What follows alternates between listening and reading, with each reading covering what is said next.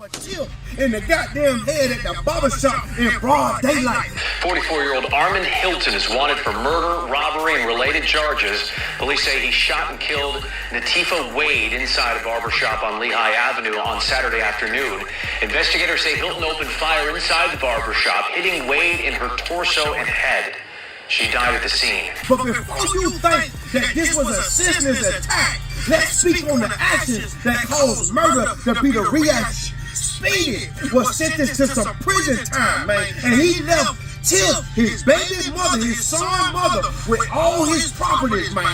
He trusted her to hold him down while he was locked up. But as soon as he went in, man, she married another man. She sold all Speedy properties and started a new life with her new man, man. Speedy was reaching out to her while he was locked down, but she put the block on the phone. He sent letters, but she refused his mail, man. Speedy ended up doing his time and getting out. He ain't telling nobody. But when he was released, he discovered that all his properties were listed as owned by somebody else. Tip had her sold the goddamn property and went ghost. Speedy hunted her down. He caught up with her and he demanded his goddamn check. He wanted his money. She kept spamming him. She kept playing with him like he was something to play with. So he caught her slipping at the goddamn barbershop and he went to hit it. He hit her one time in the torso and one time in the goddamn head, leaving his son motherless and fatherless by playing with his check and goddamn playing with his respect. But let me ask you, this is the book of Ecclesiastes, chapter 7, verse 26. And I find more bitter than death the woman whose heart is snares and nets, and her hands as bands. Whoso pleaseth the Most High shall escape from her, but the sinner shall be taken by her. Koholayam La, Abanawa Yahabu Bahashim, Yahawashai, Bahashim, Rakak Radash. Double honors to the elder apostles and elder bishops of Great Millstone who rule well. Salutations to the Akim out there on the highways and the byways. Salutations to the hopeful elect. Salutations to you speckled birds, you Israelite foreigners. And shalom to the Akwaf, sitting and listening in silence as the scriptures say to do so. Ecclesiastes chapter 7, verse 26. And I find more bitter than death the woman whose heart is snares and nets, and her hands as bands. So, to bring that forth in plain English, these women are only worried about what can elevate, what can benefit them in this society, what can have them prosper and move to another level of life in this society. Okay, because the only thing these women are loyal to is their damn selves. They're not loyal to their children. They're not loyal to their husbands. Okay, if it's not about pleasing them, elevating them, bringing some sort of benefit towards them, then it doesn't mean shit to them. Point blank, period. So to break that part down in plain English. Whoso pleaseth the Most High, Yahweh, Bahashim Yahweh Shai, shall escape from her. And as we know, our people are cursed. And as we know, again, our women are our enemy. Our women are completely against us. And furthermore, women in general gravitate and cleave to who's in rulership, who has the power, who has the dominion.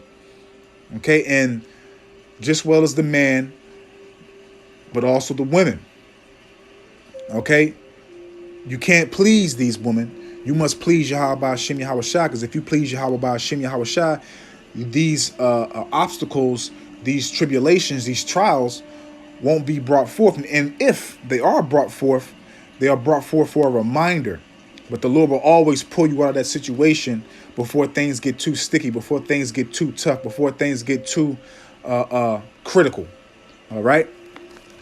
Whoso pleaseth the Most High shall escape from her, but the sinner shall be taken by her. And this Jake was literally taken by his wife. Okay, because we know the correct thinking and a way of life. So I'm not going to say girlfriend, baby mama, but he did have a child, a young man with this woman. Okay, but he was taken by her because, obviously he was a Pookie or a Ray Ray, a fake thug. Okay, probably, dibbling, dabbling in all types of street matters. Okay, so These stupid niggas, these wicked niggas, every time they go to jail, they leave majority of their stuff with their wife, or a better term for you you newcomers, they baby mama girlfriend, but it's actually wife. Okay, and then some will ride with him, but in this case, this woman took all his possessions, sold it, kept the money, found another man, okay, and married that man and started a new life, okay. And see, because our people are corrupted and heavy in evil, okay. They don't prosper in righteousness, anything good, and they don't walk uprightly. Matter of fact, let's grab a precept on that, because that's what the hopeful elect do. And Adawan Ratazah, we are the elect. Okay, this is the book of Ephesians chapter 5. I'm going to start off at verse 9. For the fruit of the Spirit, that's what we have. We have the Spirit of Yahweh wa Yahweh Shai. Yahweh Bahashim Yahweh Shai. For the fruit of the Spirit is in all goodness, because what we produce, what we push is goodness. That's what we practice. That's what we rehearse on a daily basis, man. Is to walk uprightly. Is to think uprightly. Is to produce righteousness, to produce what's good according to the customs and guidelines of Yahweh Bahashim Yahweh Shai. Okay, for the fruit of the Spirit is in all goodness and righteousness and truth, and that's what the elect is about. Okay, Salaki, the hopeful elect is about. Okay, is about bringing forth goodness and producing righteousness and speaking truth. Okay, declaring these words firmly and intensely amongst the masses of the people here in Babylon, and not only to the people, but also to ourselves, because we have to examine ourselves. We have to check ourselves, okay? And this is what these simpletons, niggas like this right here, don't do, okay? Him and his wife that he took out, okay? Proving what is acceptable unto the Most High. Now people don't do that. They show forth what is wicked, what is an abomination, what is disgusting, what is not accepted, what is not approved. What basically leads you to destruction, leads you to your demise, your death, man. That's what our people push. That's what our people are about. That's what they prove. They prove that they're of Satan, man. They prove that they're of their father Esau, Edom, the so-called self-proclaimed white man. Okay, verse 11. And having no fellowship with the unfruitful. And again, this also goes into the woman, man, because a woman don't want to have a man that's fruitful, a man that walks uprightly. Okay, they want to have a pookie, a fake thug, a drug dealer, okay, a scammer. Okay, they want to have a nigga that ain't about nothing, sleeping on his mama's couch. Okay, they have a bond, more than a fellowship, a bond with pookies and ray-rays, man. Okay, but the good man that's actually building himself up correctly, okay, they mock, they scoff, they despise, they make fun of that man, and have no fellowship with the unfruitful works of darkness, because again, and that also goes into Sirach 26 verse 23. Okay, a wicked woman is given to the portion of a wicked man. That's why they connect the yin and the yang of those two demonic spirits, man. Okay, so they're gonna have fellowship with the as it says, works of darkness, because again, the man is working darkness and the woman is working darkness, man. It's exciting to them to be in the midst of danger, to not know if they're gonna see another day, and what type of drama this unstable man is going to bring into the relationship, just as well as what type of drama she's going to bring into, because they both have the same spirit and the same mindset. And have no fellowship with the unfruitful works of darkness, but rather reprove them. And that's what we do. We reprove the wickedness that's being pushed on the soils of Babylon and across the four corners of the earth. Okay, we despise it. Okay, it's vexing to see these things on a daily basis, man. Okay. And that's why, stuff like this happens, man. Okay, because again, this guy right here is considered an alpha male, a real man, when he's actually a little boy with the mentality of a toddler, with the emotions of an unstable black woman. Okay, look what he did. Instead of him, because this is what he was doing the whole time while he was with this woman. This is 1 Esdras chapter 4, and I'm gonna read verses 23 and 24. Yea, a man taketh his sword and goeth his way to rob and steal, and that's what this Jake was probably doing, because you out here being a fake thug, selling drugs, doing all types of negative acts, unrighteous acts, ungodly acts. Okay, and furthermore, selling drugs to your people, man. You're stealing people of their youth, of their life capacity, man. Okay, so like if I said that correctly. Yea, a man taketh his sword and goeth his way to rob and to steal, to sail upon the sea and upon rivers, and looketh upon a lion and goeth in the darkness, and when he have stolen, spoiled, and robbed. Okay, so when you put in all that work on the streets, produce all this witchcraft, because that's what drugs is. Okay, all this witchcraft and everything else. You out here doing things that you shouldn't be doing. Period, man. You're not only doing it for yourself, you're doing it for this cause right here. Okay, and when he have stolen, spoiled, and robbed, he bringeth it to his love. Is not what this man did to support his child and his woman? And then when he got caught by the law enforcement, he left everything to his love. He had trust. He had a certain amount of trust to leave all his possessions, all his property with his wife, man, because he trusted her. And see, and that's what you niggas don't understand, man, that these women are not with you. They're only with you for what you can provide, what you can do for them, what type of benefit you bring towards their life, man. So basically, she saw, and at that point, with him going to jail and him leaving all his possessions to her, she saw an advantage to gather more riches and to start another life. And more than likely, that the ones that they avoid until they get a certain age, hitting that wall, is probably the one she married. She probably married a swear. Okay, she probably married a swear and wanted to live an upright life, wanted to live correctly now, wanted to get out of the streets. She wanted to be saved. Okay, but what happened? Let's get a precept to see. Let's say what's happened. Let's let the Bible talk. This is the book, Salakia. Back too far. This is the book of 2 Peter, chapter 2, verse 9. Yahweh, Bahashim Yahweh Shai, knoweth how to deliver the godly out of temptation. Because, again, 2/3 of our people are not godly. So he's not going to deliver the wicked, the transgressors, the abominable, the filthy out of temptation. No, he's going to lead them to their destruction, lead them to their judgment, man. Okay? Point blank, period. Yahweh, Bahashim Yahweh Shai, knoweth how to deliver the godly out of temptation. Okay, and furthermore, temptation, when we get tried in our flesh, we think upon these words, and think upon erring and transgressing against the Lord, and we know the punishments that can come forth. So the Lord delivers us out of that mindset. Okay. And to reserve the unjust unto the day of judgment to be punished, because that's what happened to this woman, man. Okay?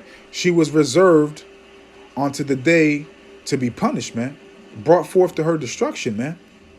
Okay, and this is just a prelude, an example of what's to come to a lot of women that are consumed in wickedness, man. Okay? Jake too, man. Okay, because nobody's exempt. Okay? Point blank, period, man. And that's why the Lord is whistling the warning through his prophets, man.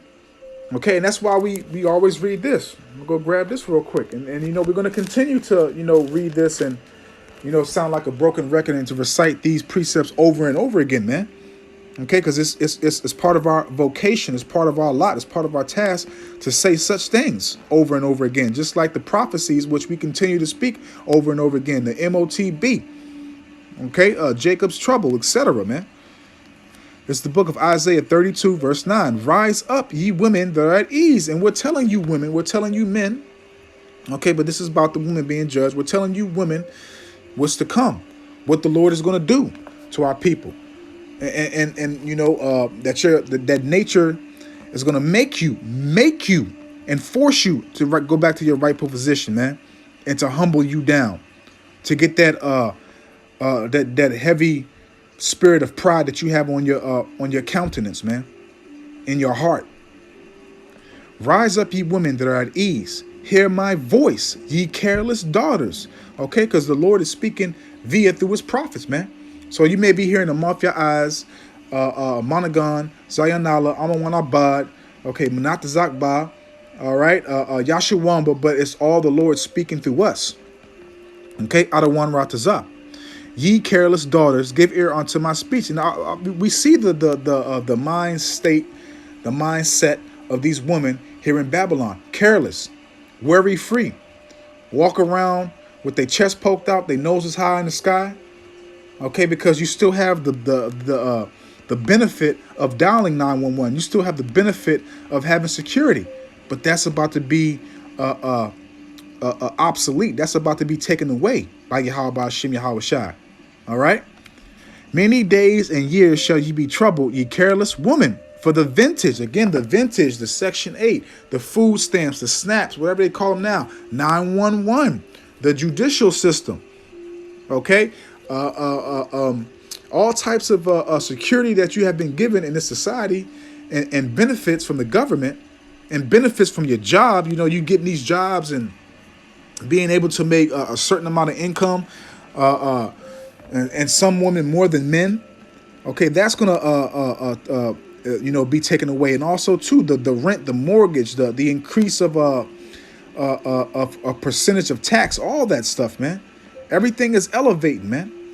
Okay, and you see and hear videos. I saw a video with two women, and their rent went from I want to say like $1,700 to $4,700 in a month. In a month, $4,700 for a 2-bedroom. Okay, and the phone had to chime in on that, man. And that's what's about to happen, man.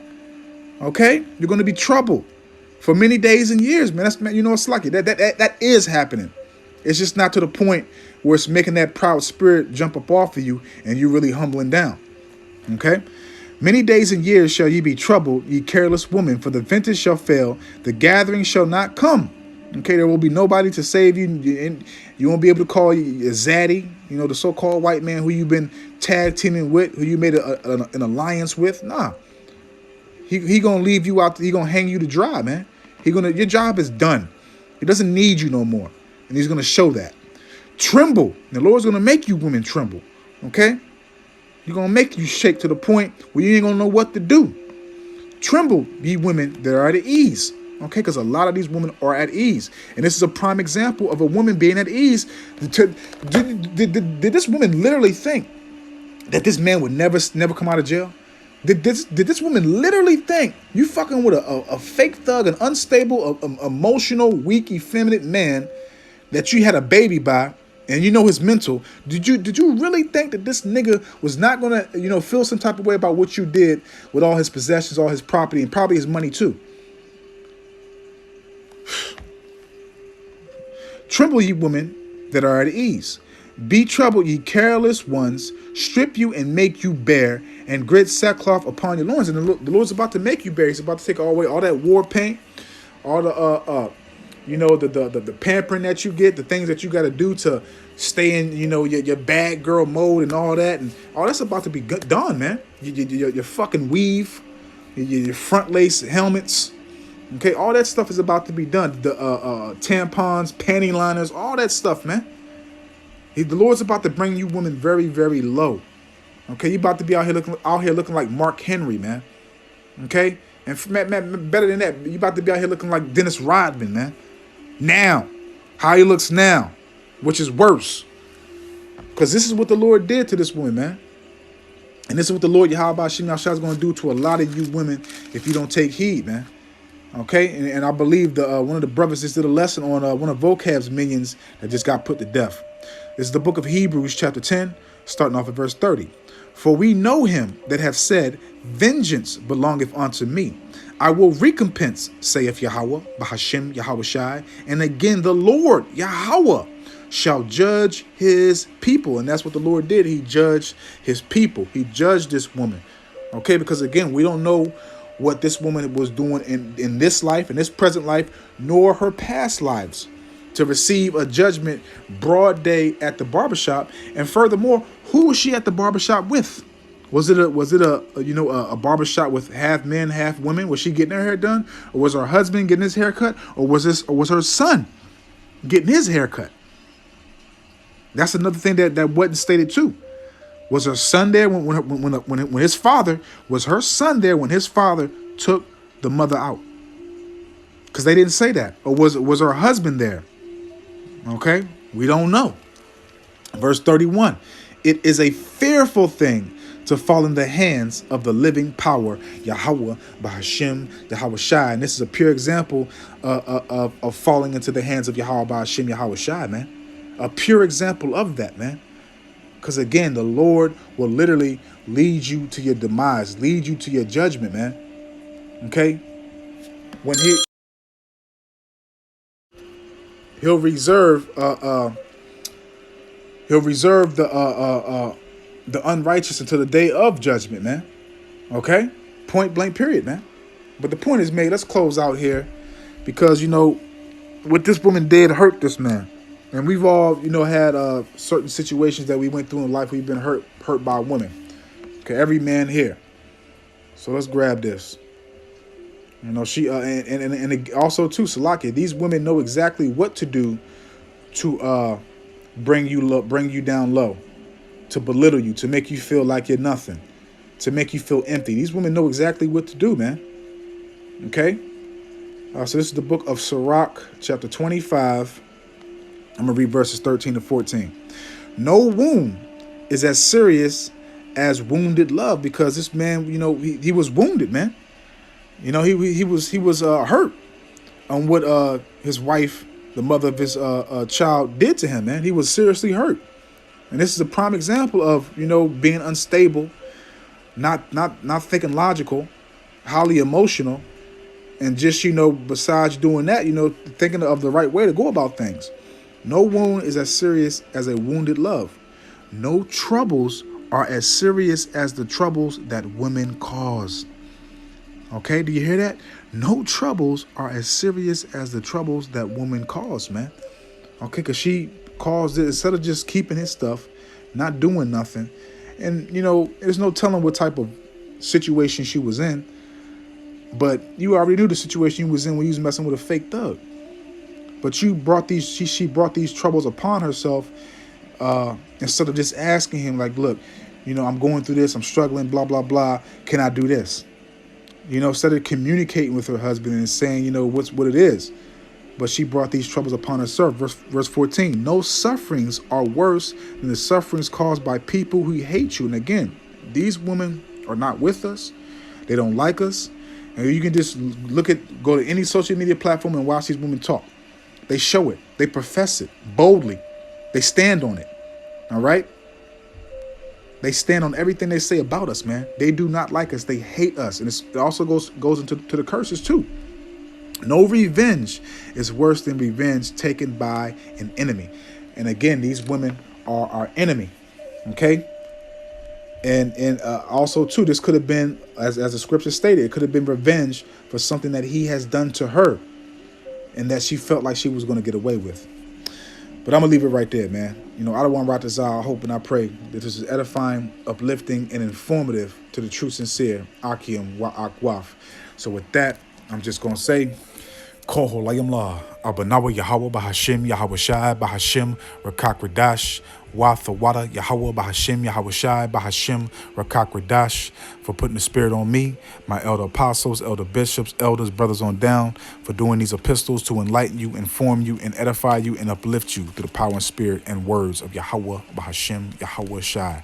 May the blessing and election and protection be upon you and your household. Adawan Ratazah, until the next one. So with that, I'm just going to say, Shalom.